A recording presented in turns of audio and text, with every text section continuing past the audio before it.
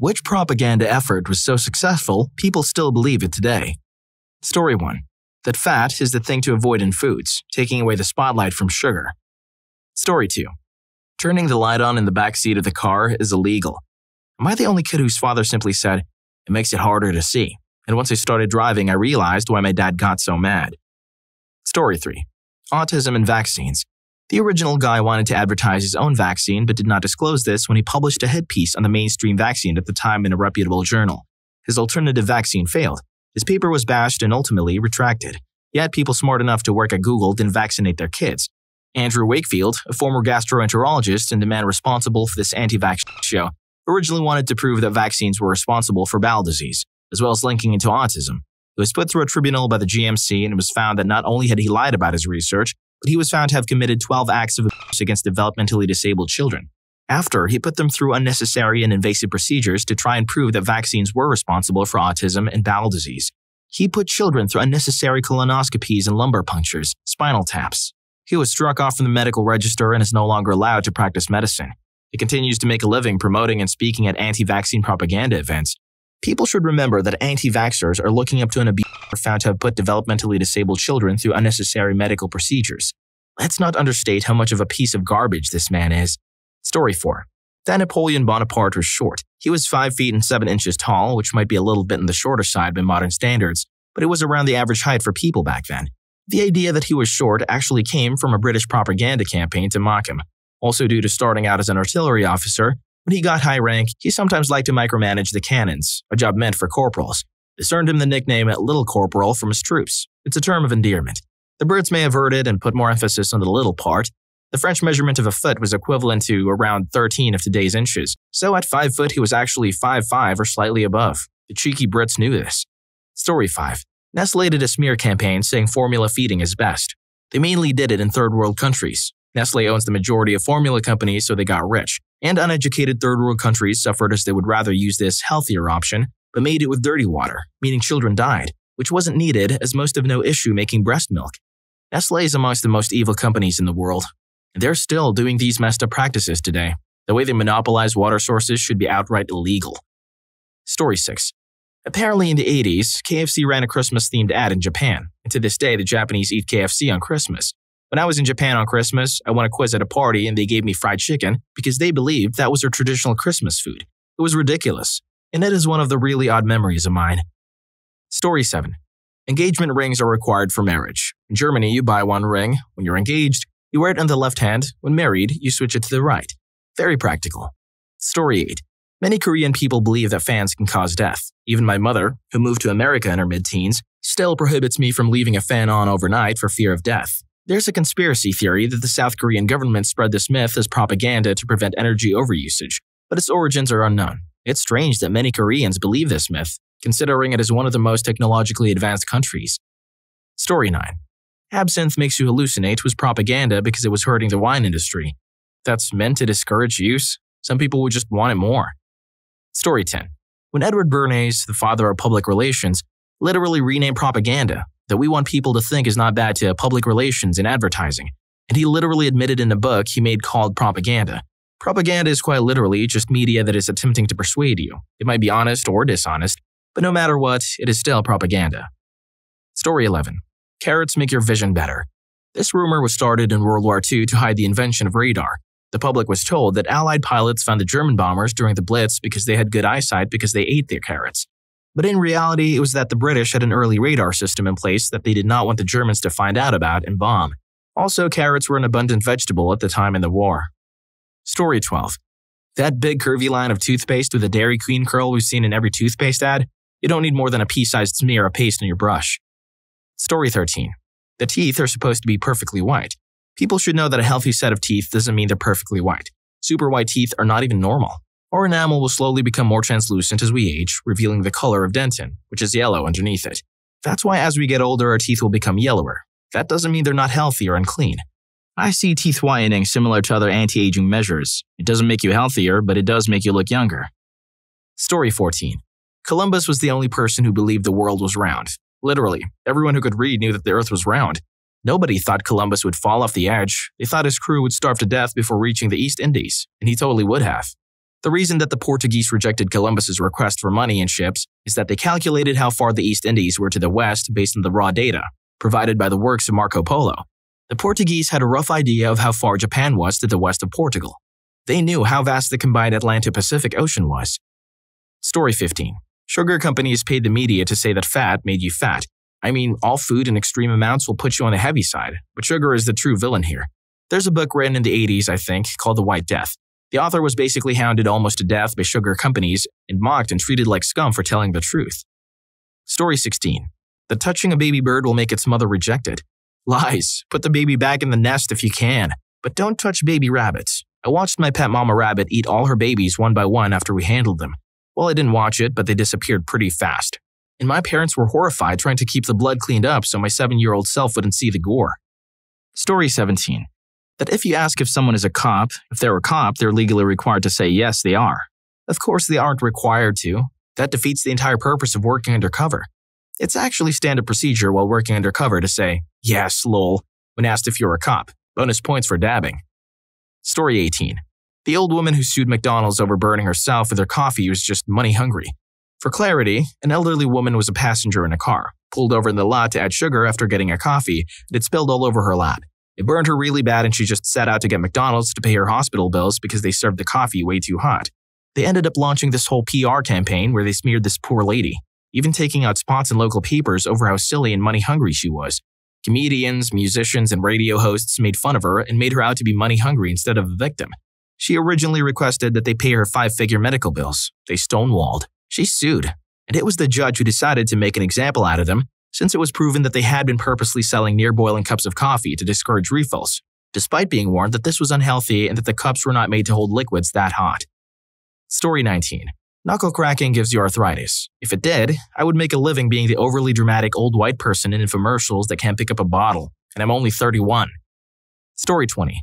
MSG will kill you and is horrible to ingest. I'm allergic to MSG.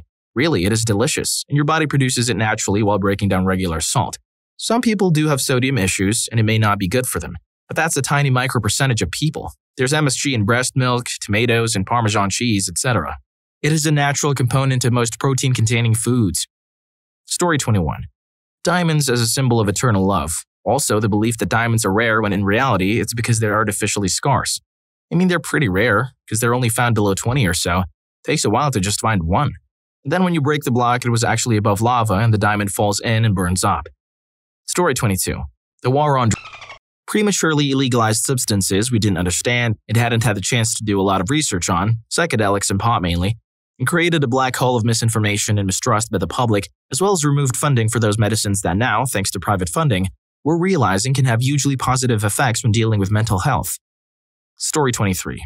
That a man should spend 2 months' salary for his future wife's wedding ring, which absolutely must be a diamond. Screw that.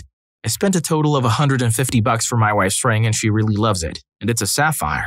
Diamonds are no more precious than any other precious gem. Manufactured gems are way easier to come by, are more perfect, and are so much cheaper. As long as it's an actual ruby, sapphire, emerald, etc., it will be just as good as one dug out of the ground. Fake ones are good for a teen gift or just a friend's kind of gift, but they'll shatter pretty easily compared to the real thing. Story 24. That you only use 10% of your brain. In reality, you use pretty much all your brain capacity. So neuroscience is proven quite thoroughly. Story 25. Lie detector tests are accurate. They're junk science at best. People. When the inventor of the device and procedures used is on record saying it's crap, we should probably listen. Looking at you, Florida, for allowing LD test results as evidence in court. Story 26. People still believe dogs don't see in color, when in fact they do. They see less of it than humans do, but they most definitely see in color. A successful propaganda campaign by cats to smear their bitter rivals. Story 27. The lie that nuclear power is terrible. It is worse than renewables. However, instead of chucking huge quantities of dangerous waste into the air like a coal power plant, it can all be contained, and 95% can be reprocessed into new fuel. In the 60s and 70s, a lot of oil giants used advertising to link their reputation to the very real danger of nuclear weapons, and if this hadn't happened, global warming would have been much less of an issue. Very few people realize that coal power actually causes more deaths per MW than nuclear power due to nitrous oxide emissions, even when Chernobyl is included in the statistics. Story 28. Breakfast is the most important meal of the day. That cereal or toast or sugary things are part of a balanced breakfast. IIRC, it was a campaign run by Kellogg's, know plenty of people who function perfectly without eating anything for breakfast. Story 29. Drinking fountains are unhealthy. The bottled beverage industry commissioned and published a series of studies in the early 1990s when they decided to get into the bottled water business. The problem was that their largest competitor was free and available in schools, parks, and public buildings everywhere. Anyone who took even a semester of biology knows that if you walk around and swab and culture anything, you'll find that it's covered in bacteria. That's ecology and planet Earth. Story 30. That a 4-year college education is the only way you'll succeed in life. My husband's mom still gives him so much for his job, even though he makes really good money for our area right now. He's 24 in middle management for an industrial company and will be making amazing money in 3-ish years if everything keeps going the way it is. He's only been with this company for 2.5 years and makes more than my sister does, and she has a master's degree. But nope, no degree makes him useless. And my sister struggles as a teacher where she was literally waitressing on the weekend to have a half-decent life. Clearly, that's what success looks like. I get that some jobs require degrees, but there are so many trades out there that are in demand and make good money. If your dream requires a degree, then go for it. But if you aren't sure what you want to do yet, look at a trade school. See what they offer. You'll be surprised.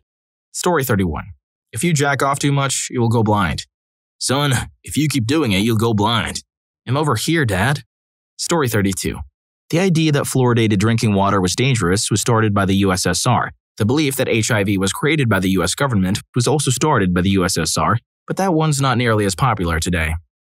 Story 33. A lot of ones from the rise of Caesar Augustus or Octavian. Cleopatra was a woman who became powerful only by sex appeal. Contemporary and unbiased sources actually suggest she was rather plain, but it was her intellect and charming conversation that got her power. Also, as far as relations go, her affairs with Julius Caesar and Antony, as well as her traditional marriages to her brothers, aren't bad compared to the well-known affairs of some other figures, especially Antony. Defaming Cleopatra made her easier to demonize and portray as a seductress ruling over Antony, making war easier for Octavian. Marcus Lepidus was useless. In reality, though he lacked the clout or force of personality that Octavian and Antony wielded, he was a competent administrator and leader who played a key role in defeating Sextus Pompey. He was a big enough political threat that both Antony and Octavian wanted him gone, but couldn't just off him. He was forced into joining the priesthood as a solution. Octavian would rather just have people forget that he wasn't the only true Roman option. Antony being semi-fairly perceived as far too decadent. Sextus Pompey was a barbaric pirate king who plundered the Mediterranean. The youngest son of Pompey Magnus was likely a competent ruler, given that he held Sicily and Sardinia against the triumvirate with no internal attempts to unseat him. He did blockade the city of Rome from its grain supply to force the triumvirs to negotiate with him, but the characterization of him as a monster is unfair. Octavian being a great military leader. All evidence points to the contrary. 3 great victories often are attributed to him, and we shall examine them. At Mutina, where pro-Senate forces fought Mark Antony in the chaos after Caesar's death, Octavian was a general but was subordinate to 2 other men who did much of the real leadership. These 2 were killed in battle, however, so Octavian gets the credit. At Philippi, where Brutus and Cassius were defeated by Antony and Octavian, Octavian's forces were overrun by Brutus, while a little ways away, Antony destroyed Cassius's army. When Octavian's camp was overrun, he was found to not even be present. He claimed illness the night before and stayed away from the battle. Antony had to bring his own troops around to defeat Brutus. And finally, Actium, where Antony and Cleopatra were defeated not by Octavian, but by his more capable subordinate, Marcus Agrippa. Agrippa was known for his engineering and architectural skill, but was also a valuable commander. He was the man who defeated Sextus Pompey at sea while Lepidus took his territory by land. Agrippa organized the fleet at Actium and was the one to lead them to victory. A lot of this was instilled by Augustus's rather successful record, destroying once he became ruler and no one had enough power to challenge him. Story 34. The word jaywalking and the propaganda campaign around it was invented by car companies to create the idea that streets were for cars and people who get hit by them are idiots. It worked smashingly. Story 35. The Red Scare was extremely effective. It's funny. Almost every North American child will grow up being taught about Albert Einstein and all his scientific theories. But what they won't teach about him was that he was a staunch anti-capitalist and even wrote a book called Why Socialism? Now that's not to say that because he was extremely knowledgeable in one field, we should wholeheartedly believe everything he says about every field. But it is very interesting how unknown that element of his life is compared to everything else about him. Story 36. The Smokey the Bear campaign. Fire is a natural part of the life cycle of a forest. There are even several species that need fire like jackpine, essentially habitat for a species of birds called jackpine warblers, whose seeds only germinate after a fire. Fires clear away underbrush and detritus to make the soil more fertile for surviving plant life and successional life. Unfortunately, the Smokey the Bear campaign, while good-intentioned, was so successful Then now we have massive buildups of highly flammable materials in the underbrush, and fires can rage for much longer than they would under natural conditions, making controlled burns and their measures necessary. So next time a wildfire breaks out on the West Coast, thank Smokey the Bear for it. Story 37. The Taco Bell sells grade D meat, or that their ground beef is equivalent to dog food. In the last few years, Taco Bell has quickly become one of the healthiest fast food chains, being one of the first to completely ban artificial ingredients. The comparison to dog food is ridiculous, as most commercial dog foods contain protein meal or byproducts composed of the leftover and diseased parts of old and dying animals. But what if this is just Taco Bell propaganda? Story 38. The belief that in Christianity, the devil runs his own spooky place called hell, where he tortures people for not obeying the rules. None of this is really present in the Bible. Christian church leaders use this tool to keep people in churches, but none of it is really in Scripture. Jesus spoke about hell, which is translated from the word Gehenna, a place outside of Jerusalem. This was said to be a cursed place, as people were burned and sacrificed there before the time of Jesus. When Jesus spoke of hell, he was saying that people who didn't follow his tenets are as good as those in this cursed valley, basically dead to the world around them. Most views of hell come from Dante's Inferno and Paradise Lost, Christian fanfic, if you will. Story 39. That standardized tests are the best way to check if a student understands material or hits the average. IQ tests were created to specifically cut out anyone who is not rich. You can actually study to get a higher score on an IQ test, which is not what is supposed to happen. It is supposed to be your inherent merit that is tested, not if you could buy study materials. Speaking of which, the SAT, ACT, and other tests are run by companies that create the textbooks you use to study for those tests. Did the tests come from a need to see if students knew enough? Some nations outside of the United States exclude students below a certain average and/or cut them out of the school system entirely. The United States requires all students to take standardized tests unless they are unenrolled from school. If you test based on income level, there are states in the USA that score higher than anywhere else in the world. Because the USA scores lower, they try to create incentives for schools to score better. If they do not, they get their funding cut, which means students have less time to study, leading to students being taught to the test. There are now students entering college who are illiterate because their schools only taught the test and not critical thinking skills. Story 40. Vitamin C can cure a cold.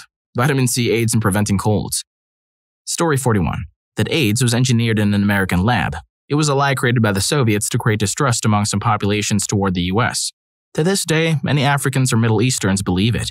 AIDS is a mutation of a chimpanzee autoimmune disorder. It crossed over to humans when some people in Africa would eat bushmeat.